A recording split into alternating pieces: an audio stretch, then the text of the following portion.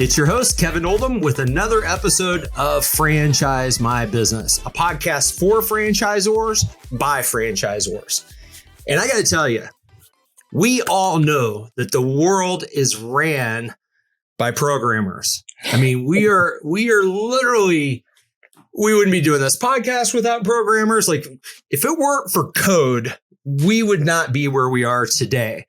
And what a better business than to start helping kids learn how to code at a younger age. What a noble cause, because we are in the middle of the technology revolution. So I'm super pumped because I have a gentleman on the show today who not only was a franchisee for another platform, but decided to start helping kids code. It is my pleasure, my privilege to welcome Hansel Lynn of theCoderSchool to our show. Welcome, Hansel, to the show.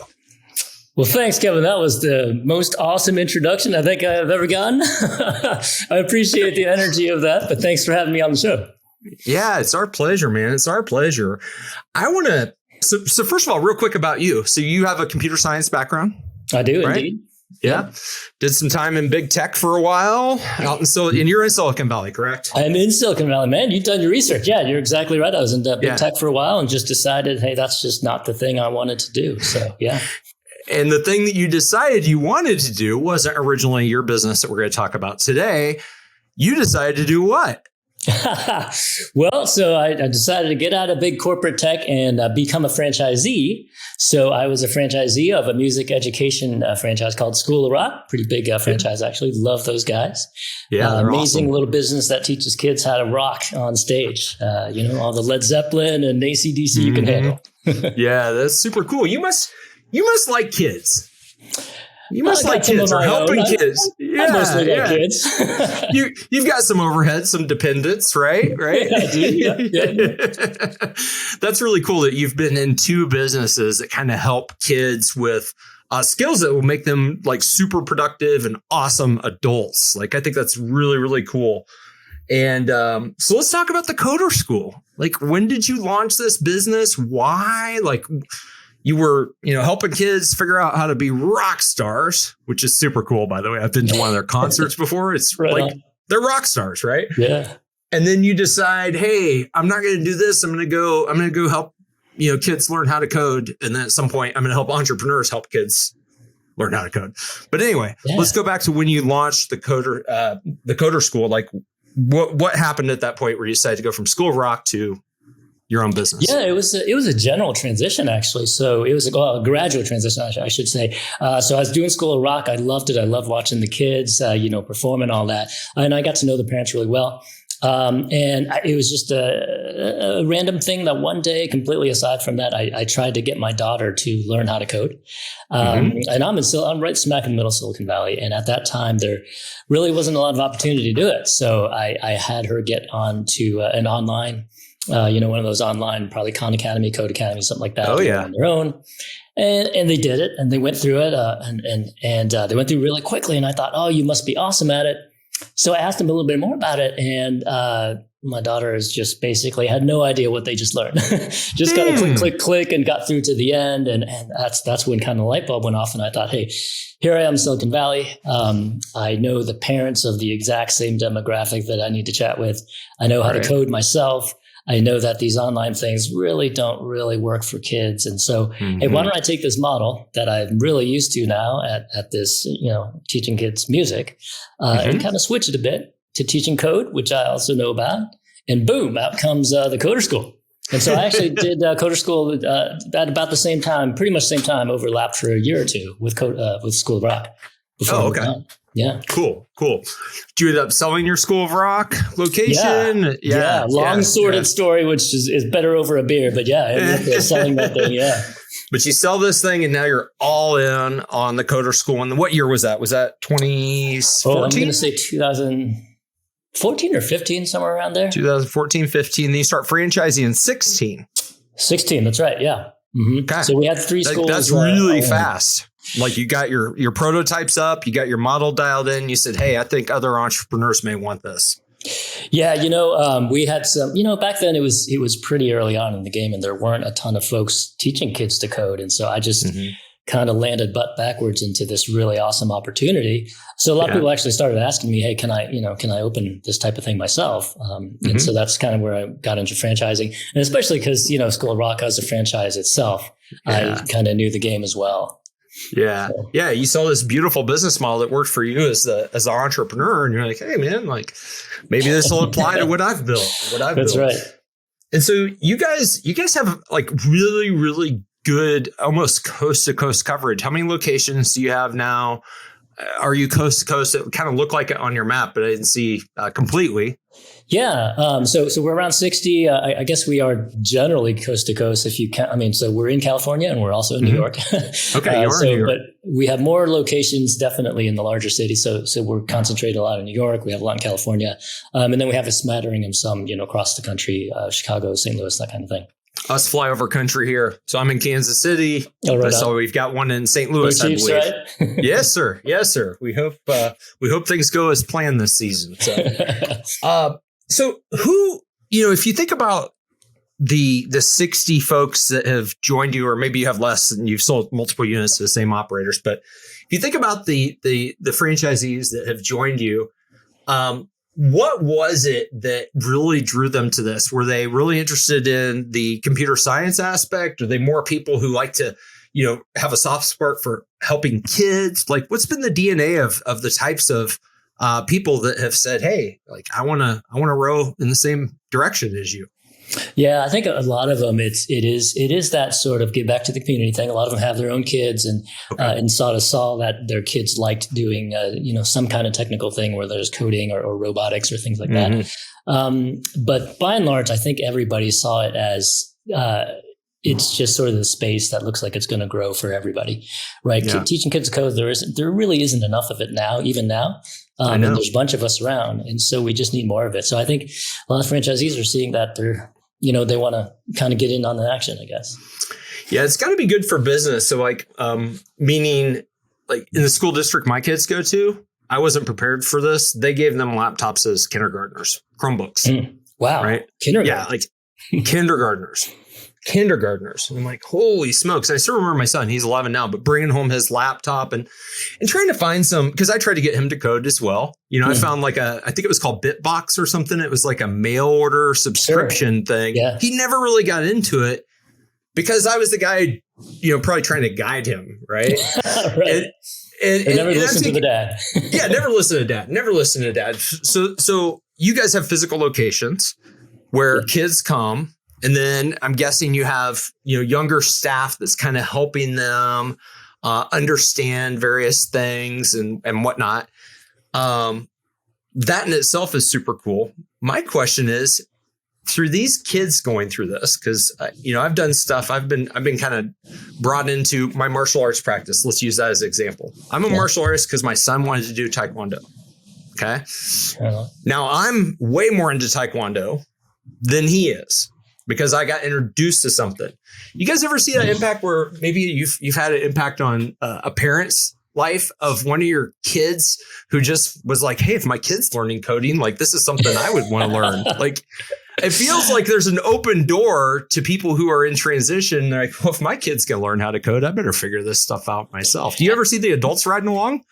We have a lot of parents who say they aren't technical enough and they would love to do it. Yeah. But in the end, they don't. They don't. In the end, they want to spend their money on their kids because they're already an adult, right? They want to get their kids ready. Right. It's kind of one of those things. If you ever want to learn how to, play an instrument or whatever, life skills, I think basic coding is a pretty good life skill, or at least understanding how code works. Yeah. I don't have quite those skills, but I can look at a web page and kind of see what's happening. So let's talk about, the franchise.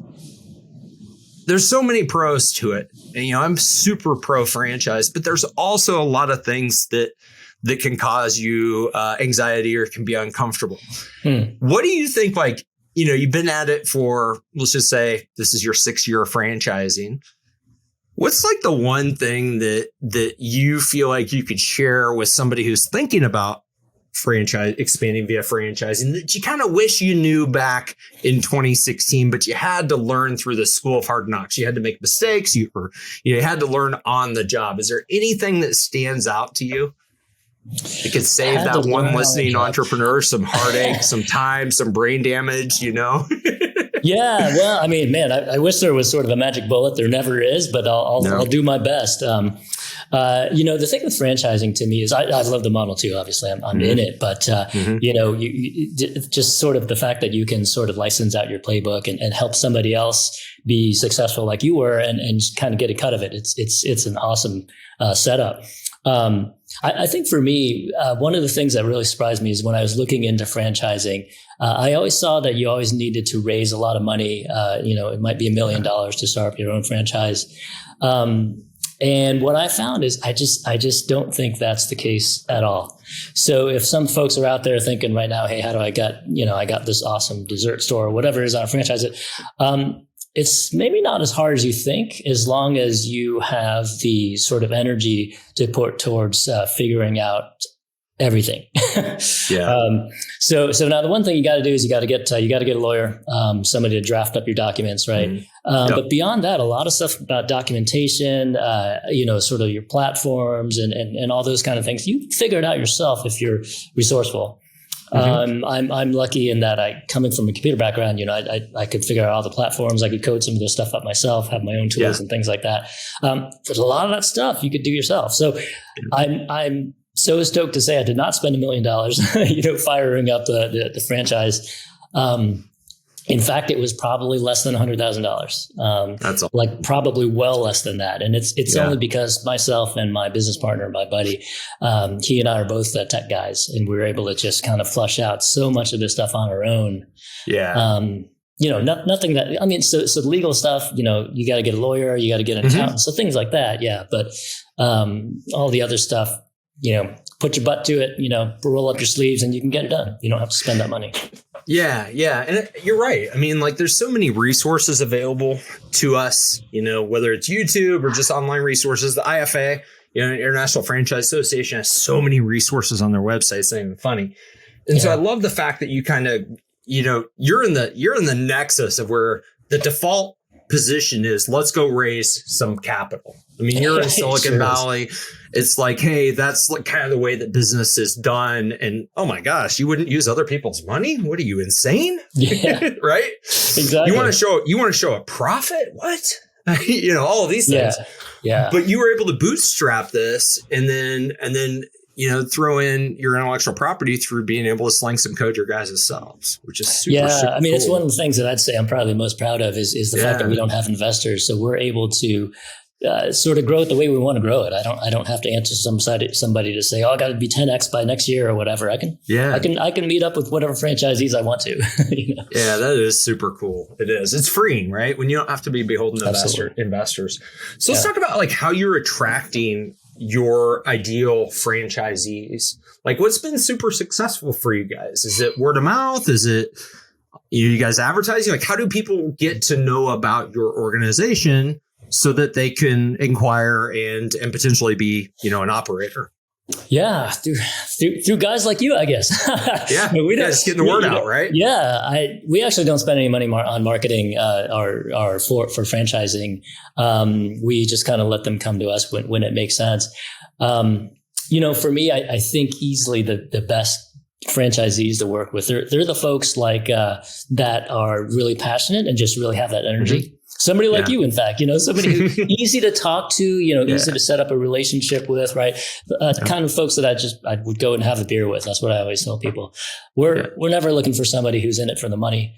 People who are like, hey, I got tons of cash. I say, I don't care. I want to know who you are. So a good person. Yeah. Are you a good person? It's a kid's business. So you got to have a good person. Yeah, that's a good point. Yeah. Well, the other thing is, it's when you're not beholden to investors, you guys are basically write your own ticket. It's like, hey, people are going to come to us if they like what we're doing. It's not so you've set, and maybe you've set some really big goals, but you've kind of taken this more, hey, we've built something cool. If you like this, come check us out. Right. More of a soft sell. And you've got a ton of press as well.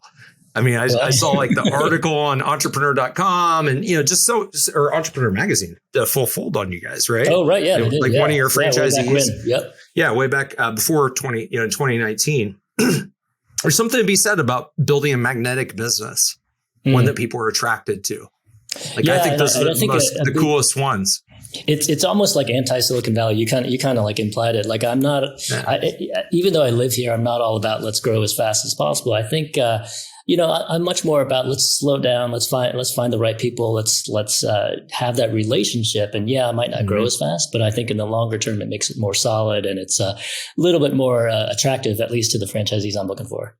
Well, yeah. And you hit the nail on the head. It's like all about relationships. And one of the things I found as a franchisor, some of my best friends are people that were my franchisees.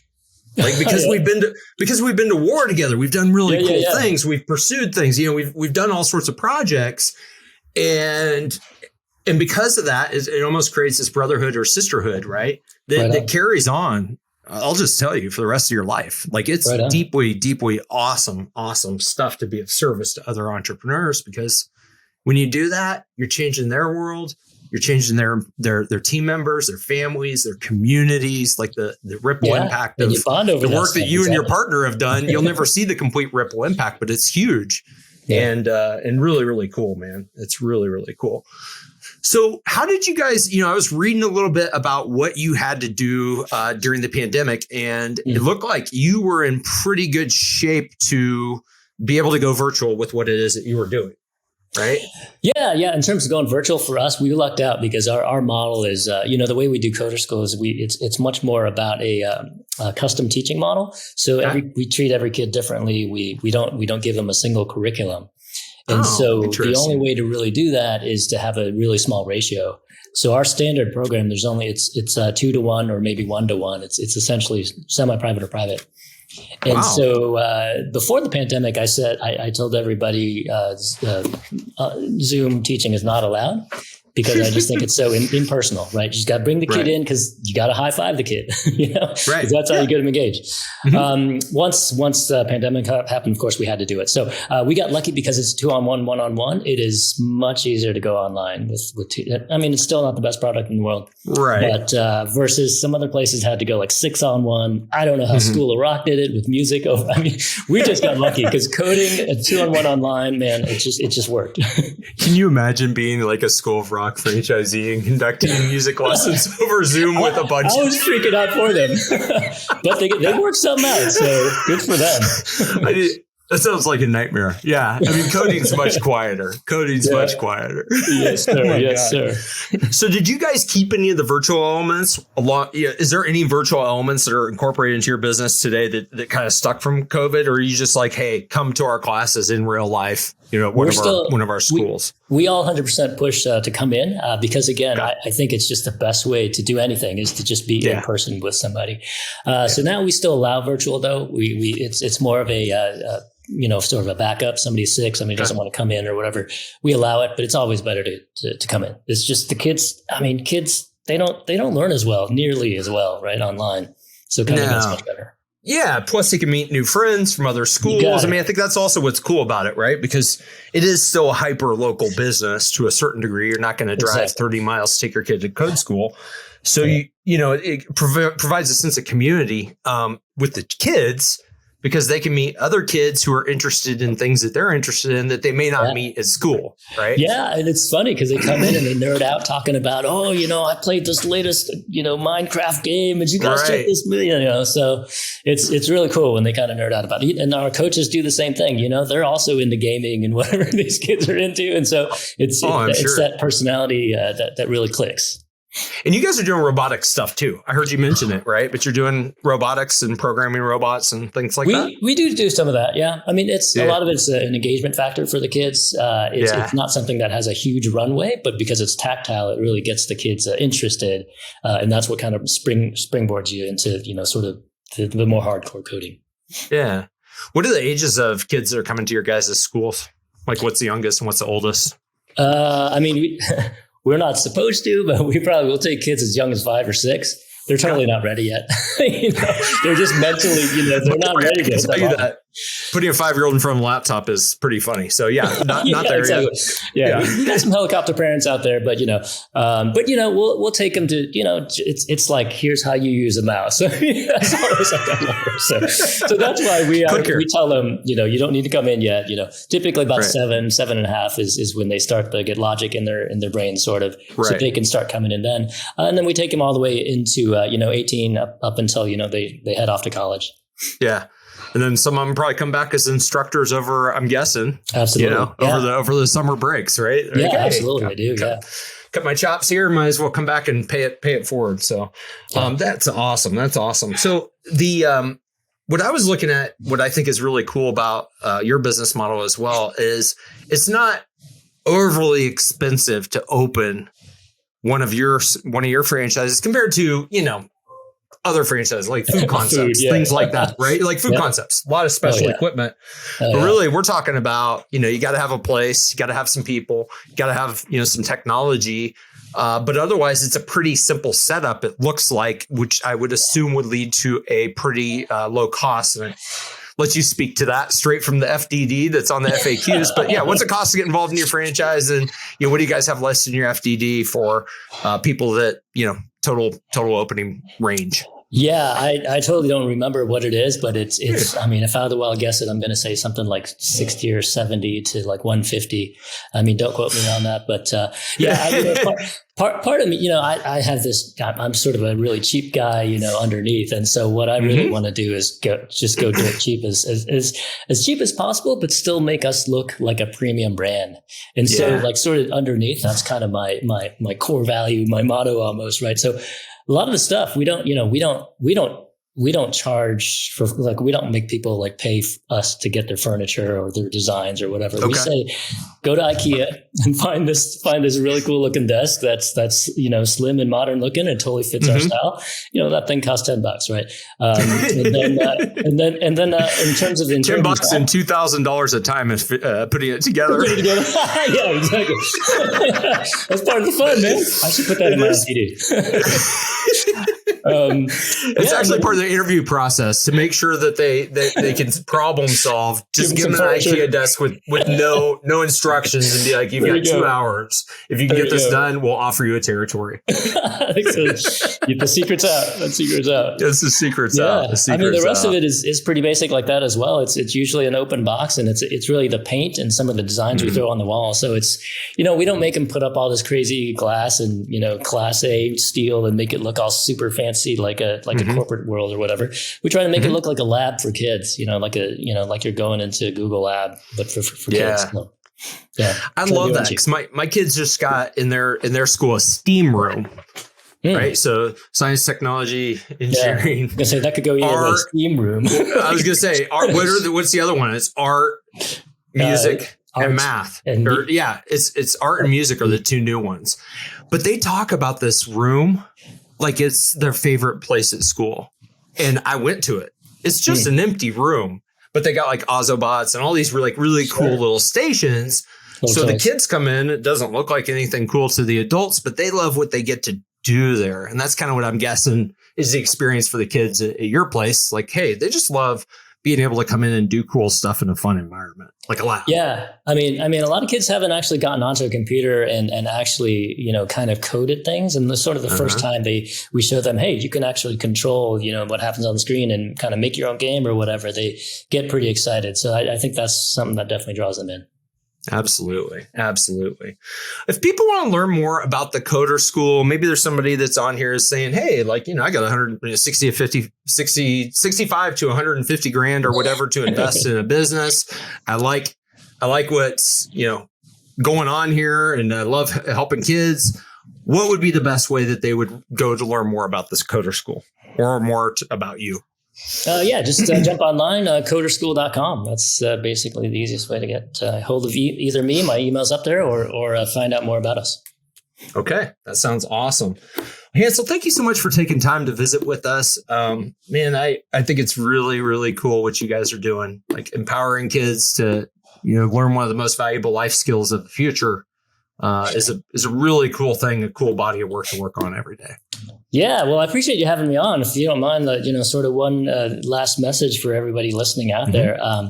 It's whether you do it through us, the Coder School, or any of our competitors or anybody else. If you have kids, go get them to code.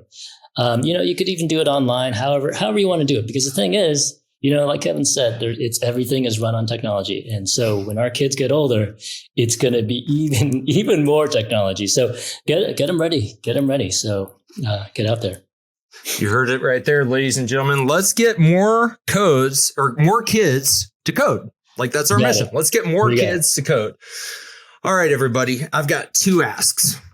If you enjoyed this episode, which I hope and think that you did, maybe there's one person in your life that would benefit from hearing Hansel's message. Share it with them. And furthermore, if you enjoy the show, I'd really deeply appreciate if you subscribed. Until next time, I'm your host, Kevin Oldham. Thank you very much and have a phenomenal day.